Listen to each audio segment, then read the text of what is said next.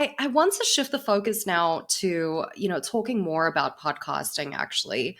Mm, I'd like to pick your brain about this, especially from a very selfish point of view, to be honest. Um, Now, I know, Robert, that, you have this old marketing podcast that you run with Joe, right?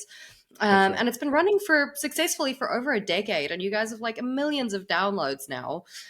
So tell me, what strategies did you initially implement to grow your podcast audience, to where it is today? So I'm going to answer that in two ways because I think what we did 10 years ago doesn't work today.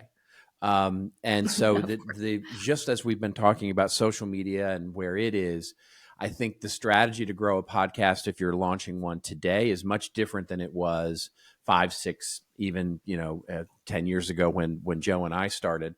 So when we started, it was all about using as well as both Joe and I will say, it's way easier to launch a new podcast when you have an existing audience, right? So one of the things that we found really successful was to leverage the audiences that we already had access to. In other words, leveraging our email lists, leveraging our client lists, leveraging the folks that we knew through our networks to be able to say help us promote it, sort of that, sort of the early days of sort of having your influencer friends sort of promote you for you. That Mhm. groundswell was helped us get momentum for the very early days, and really focus in on promoting it across social media. Both Joe and I had reasonably large audiences on Twitter and on LinkedIn, so that we could leverage those audiences to say, hey, come try it, come listen. And then, and of course, we did a little bit of paid media in the early days to promote the idea. We did a press release. We did all the sort of requisite things that you would do in those days to sort of launch a new media product, right? So that's the way we looked at it. Was this was a new media product. We were also super clear on what we were trying to do there, which was we knew that this was never going to be a lead generation thing. So we didn't want the show to actually be about, how to's or practical. It was always going to be sort of a hot take news show. So we took advantage of that to really talk about, whether it's, I don't know, controversial is not the right word, but at least provocative ideas, Sure. so that the promotion of those things would lead people to go, ooh, what did they, I want to hear what they said about that thing.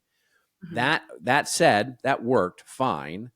Today, if you were to ask me that same question, and you just did, so Yes. if you were to ask me that same question, I'd say doing it, doing the press release, leveraging your network, leveraging your audience, yes, all good.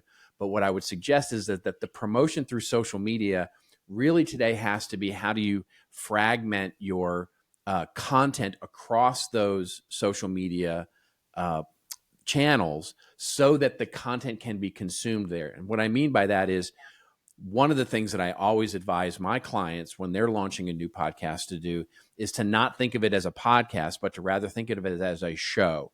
And it's just a show that's going to find different distribution methods these days. One of them will be the podcast networks. Another, and Joe and I have been doing this over the last 6 months, is to Mhm. transform it into a YouTube show and have it on Yeah. TikTok and so clips, promotional ideas, and basically expanding the breadth of your distribution of elements of your podcast, sort of Mhm. turn it into a multi-channel show. That's kind of how you have to build an audience these days, and not just think of it as something you're going to stick on Spotify or Apple. Yeah, exactly. No, absolutely. I think that, and this is something that I wanted to get to later in the conversation as well.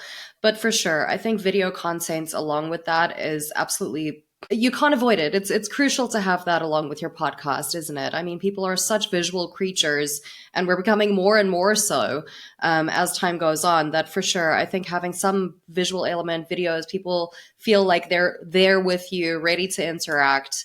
It's an absolute must. I 100% agree with you. Um, Yeah.